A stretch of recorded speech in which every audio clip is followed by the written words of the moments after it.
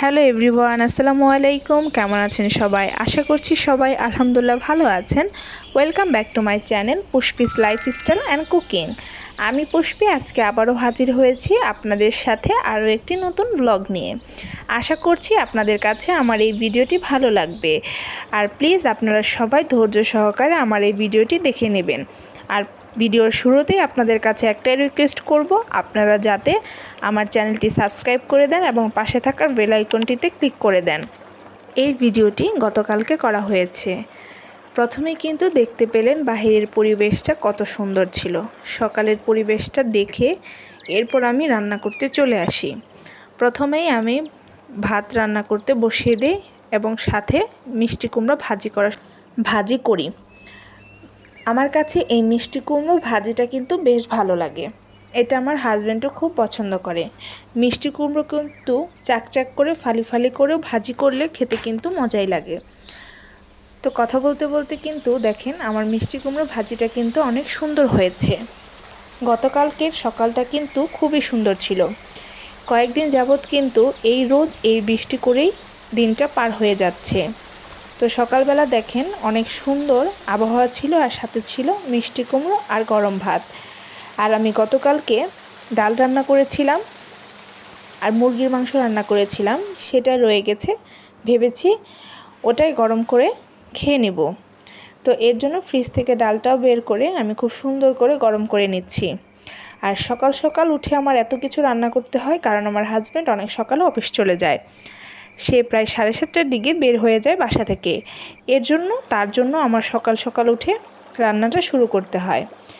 এরপর আমি এখানে একটা ডিম সিদ্ধ করে নিই আমার ছেলের জন্য। আমার ছেলে খুব একটা ডিম সেদ্ধ খেতে চায় না, তাকে ডিম পোচ করে দিলেই সে বেশি পছন্দ করে খেতে। কিন্তু আজকে আমি তাকে ডিম সিদ্ধটাই করে দিয়েছিলাম, সে কিন্তু বেশ মজা করে খেয়েছে। তো এরপর আমি গতকালকে রাত্রে খিচুড়ি রান্না করেছিলাম, ওই খিচুড়িটাই বেশি হয়েছিল। তাই ভাবলাম খাবার কেন নষ্ট করব বলেন। এর জন্য একটা ডিম ভেজে নিয়েছি। ডিম ভাজি দিয়ে আমি খিচুড়িটা খেয়ে নেব। কয়েকদিন যাবৎ ঢাকা শহরে গ্যাসের পরিমাণটা খুব ভালোই ছিল এবং গ্যাস ব্যবহার করে আমরা খুব স্যাটিসফাইড ছিলাম। তো আবার গতকালকে থেকে গ্যাস চলে যাওয়া শুরু হয়েছে, এখন তেমন গ্যাস থাকে না। এর জন্য আমার ডিম ভাজিটাও কিন্তু তেমন ফুলে ওঠেনি, আর দেখতেও তেমনটা সুন্দর লাগছে না হয়তো। তো এই তো আমার ডিম ভাজিটা হয়ে গেছে। এই ডিম ভাজি দিয়ে আমি এই ঠান্ডা খিচুড়িটা খেয়ে নেব। এরপর আমার ছেলেকে খাবার খাওয়াবো। তো আমার ছেলেকে খাবার খাওয়ানো শেষ করেই, যেহেতু দেখলাম সকালে হালকা হালকা রোদ উঠেছে, তাই ভাবলাম আমার হাজব্যান্ডের কিছু জামা কাপড় আছে, সেগুলো আমি ধুয়ে নেই। এগুলোকে প্রথমে গুঁড়া সাবান দিয়ে খুব ভালোভাবে ভিজিয়ে রাখবো। এরপর কিছুক্ষণ পরে আমি এগুলোকে ধুয়ে ছাদে মেলে দেব। যদিও আমি এই কাজটাও করেছিলাম, কিন্তু বৃষ্টি থাকার কারণে আমার জামা কাপড়গুলো শুকায়নি। আমি রোদ দেখে জামা কাপড়গুলো ঠিকই ধুয়েছিলাম, কিন্তু জামা কাপড়গুলো শুকাতে পারিনি।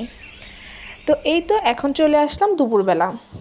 আমার হাজব্যান্ড দুপুরে খাবার খেতে আসে, সেও খাবার খেয়ে চলে গেছে অফিসে। এরপর আমি চলে আসলাম হালকা পাতলা কাজ করার জন্য। এখানে আমি একটা জামা বানাবো। একটা কাপড় ছিল ঘরে পড়েছিল কাপড়টা, তাই ভাবলাম এই কাপড়টাকে ফেলে না দিয়ে আমি এটা দিয়ে একটা সুন্দর জামা বানিয়ে ফেলে, একটু ডিজাইন করলে। কারণ যেহেতু নিজে কাজ পারি, সেহেতু কিন্তু প্রবলেম হবে না। নিজের মতন করে আর কি ডিজাইন করে নিয়ে জামাটা আমি কমপ্লিট করে ফেলি, পরতেও ভালো লাগবে, দেখতেও সুন্দর। যদিও এক কালার হয়ে গেছে, এর জন্যই আমি এই জামাটার মধ্যে কিছু কিছু ডিজাইন করব, যাতে করে জামাটা দেখতে ভালো লাগে।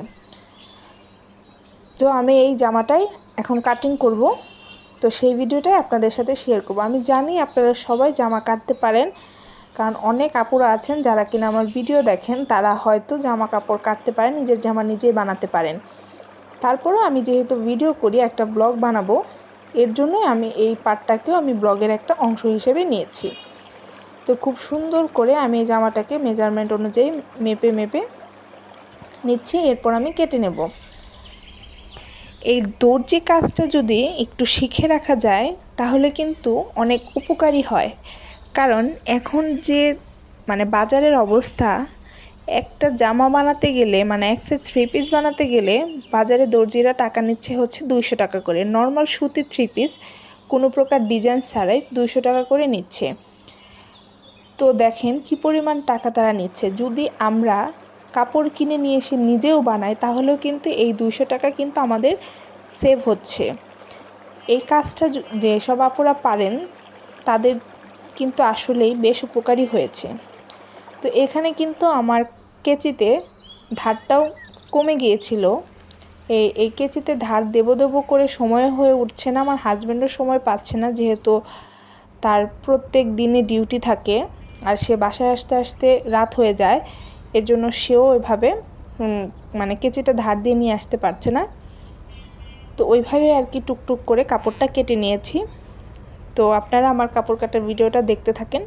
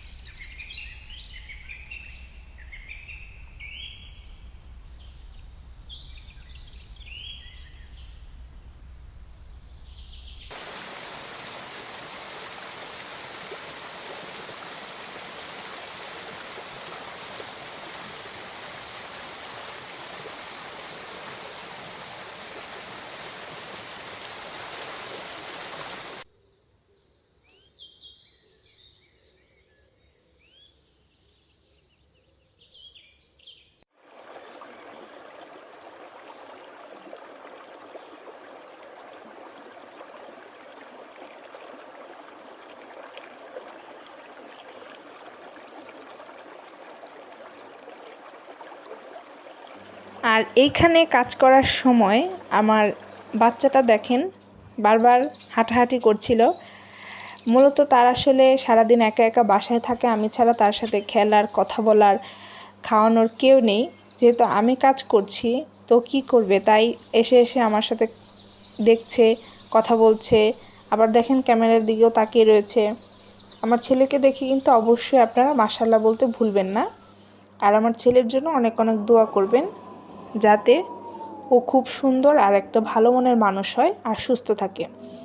তো এই তো আমার ছেলে কিন্তু পাশে খেলাধুলা করছে, প্লাস আমারও কিন্তু কাজ প্রায় শেষের দিকে। জামাটা কাটা শেষ, এখন আমি জামার হাতাটা কেটে নেব।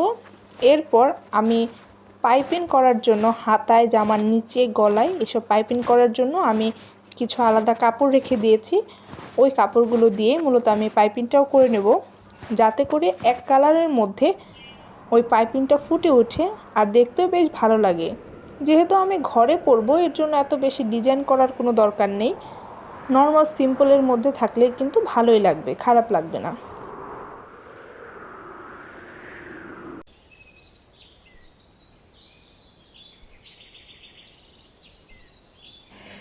এরপর সন্ধ্যার সময় আমি চলে আসি রুটি বানাতে। আমার হাজব্যান্ড আসার পরে বলছে একটু সে চা দিয়ে নাস্তা করবে, রুটি খাবে।